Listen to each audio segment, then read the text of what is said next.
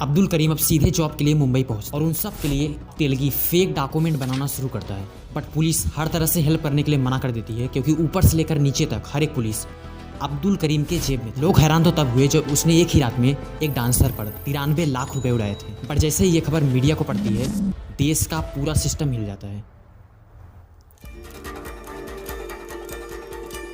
ये कहानी शुरू होती है अब्दुल करीम तेलगी नाम के आदमी से, जिनके पिता का नाम लाट साहब तेलगी था और परिवार तो वैसे भी गरीब था, तो कुछ भी करके ये सिर्फ अपना गुजारा करते। और जैसे ही अब्दुल 8 साल के हुए तो उनके पिता की डेथ हो गई।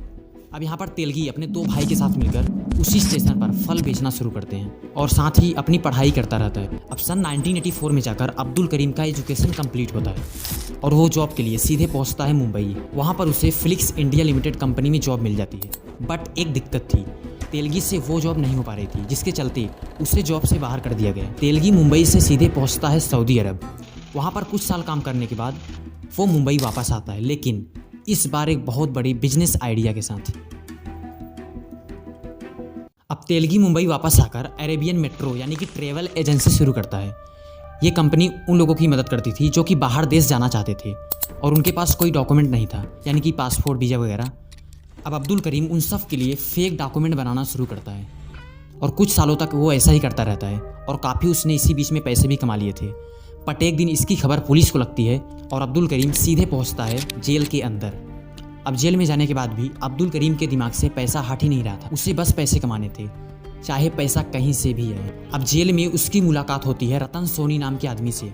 रतन सोनी ने अब्दुल करीम को समझाया कि देखो, अगर क्राइम करना ही है तो कुछ बड़ा करो, वरना छोड़ दो। सोनी ने तेलगी को समझाया कि देखो, सरकार के स्टैम्प पेपर पर इस समय ज़्यादा किसी का नज़र नहीं है और हम इस चीज़ का फायदा उठा नकली स्टैम्प पेपर तैयार कर सकते हैं। चाहे मैरिज सर्टिफिकेट हो या फिर घर को रेंट पे देना हो, घर को लोन पर खरीदना हो, कोई जॉब एग्रीमेंट हो, स्टैम्प पेपर हर जगह इस्तेमाल किया जाता है। और ये कुछ भी हो सकता है, 10 रुपये का, 50 रुपये का, 100 का, 500, 1000 का भी होता है। अब 100 रुपये का स्टैम्प पेपर का मतलब 100 रुपया होता है, जो कि सीधे सरकार के पास जाता है।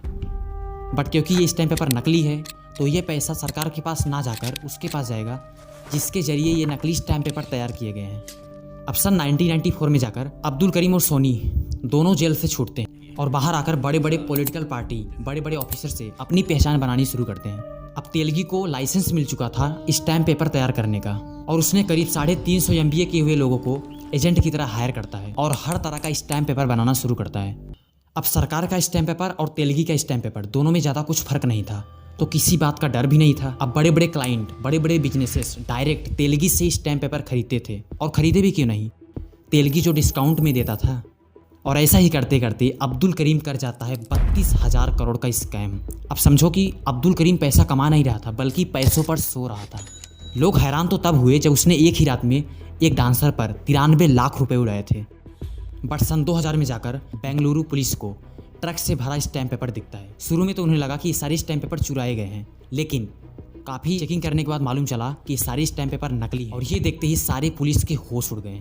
काफ़ी जांच पड़ताल के बाद मालूम चला कि इसके पीछे का पूरा हाथ अब्दुल करीम तेलगी का ही है। एंड सन 2001 में जाकर अब्दुल करीम को अरेस्ट किया जाता है और उसे डाल दिया जाता है जेल के अंदर। जेल में जाने के बाद भी अब्दुल करीम को कुछ ज़्यादा फर्क नहीं पड़ रहा था, क्योंकि वो जेल में रहकर भी फ़ोन के जरिए अपने सारे बिजनेसेस को मैनेज कर पा रहा था। बट पुलिस ने धीरे धीरे करके उनके सारे आदमी को अरेस्ट करता रहा। एंड कुछ सालों बाद तेलगी का हर एक बिजनेस पुलिस के जरिए बंद करवा दिया गया और तेलगी को मिलता है 30 साल की सज़ा और 2 करोड़ का जुर्माना। बट ये सज़ा 30 साल की थी, तो ये काटते काटते अब्दुल करीम की मौत हो जाती है। काफ़ी लोगों का मानना है कि अब्दुल करीम की मौत के पीछे बड़े बड़े पॉलिटिकल पार्टी, बड़े बड़े पुलिस ऑफिसर का हाथ था। लेकिन ये कितना सच है ये किसी को नहीं मालूम, क्योंकि ये राज आज भी बाहर नहीं आ पाया। बट सोचो, 32,000 करोड़ का स्कैम और 30 साल की सज़ा, काफ़ी सोचने वाली बात है। बट अगर आपको इसके बारे में ज़रा सा भी पता है तो अपना फीडबैक कमेंट में दे सकते हो, और ज़रा सा भी सेटिस्फाई हो तो नीचे सब्सक्राइब का बटन होगा, उसे ज़रूर दबा देना। मिलते हैं जल्द किसी नए वीडियो में।